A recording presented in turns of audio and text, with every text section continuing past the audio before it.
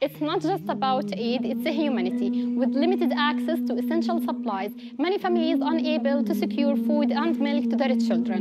So today, our team is able to distribute baby milk to needy people here in the south of Gaza Strip. We need your supplies and your donation to keep donation and keep our campaign. So please keep donating to our campaigns to reach more and more of needy people. Jazakumullah khair, and thanks a lot to As-Salam from Bulgaria for their generous support and standing with us here in Gaza. May Allah reward you well.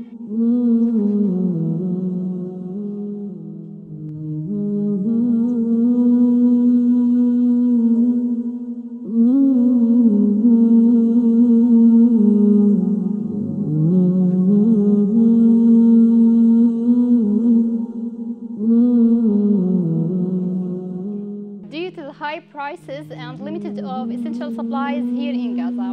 Many parents are unable to secure and bring milk and food to their children. But by your generosity, today our team is able to provide baby milk to displaced families and children here in the middle of Gaza Strip.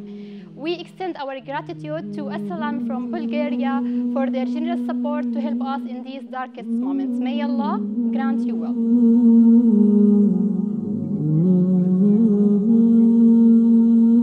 Не става дума само за помощ, а за човечност. В условията на недостиг на основни продукти, безброй семейства са лишени от възможността да осигурят храна и мляко за своите деца.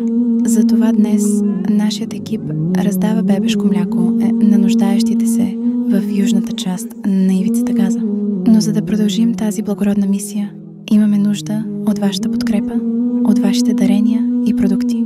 Молим ви, бъдете част от нашите кампании, за да достигнем до още повече гладни и отчаяни хора. Нека Аллах приеме и възнагради всеки един от вас.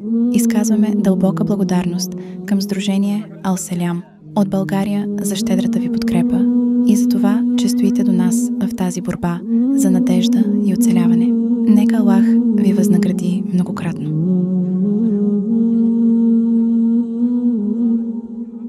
Високите цени и оскъдните количества на основни продукти в Газа лишават много родители от възможността да нахранят децата си.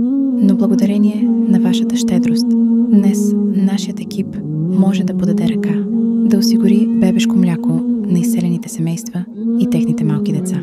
Тук, в Централна Газа, с цялото си сърце изразяваме признателност към Сдружение Ал-Селям от България. Вашата подкрепа е светлина в тези тъмни времена. Нека всемилостивият Аллах ви дари с най-голямата си награда.